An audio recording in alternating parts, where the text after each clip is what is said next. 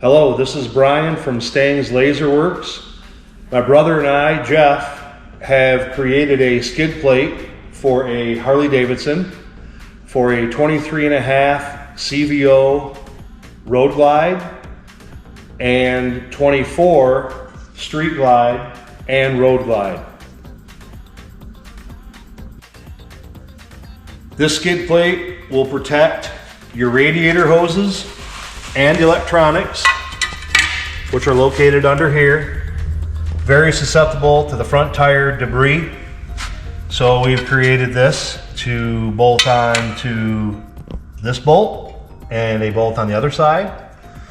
And we got a little, I think it's a T15 up in here, and it tucks right up under there and it takes care of business. Even have a guardian bell hole up in the corner for your gremlins, and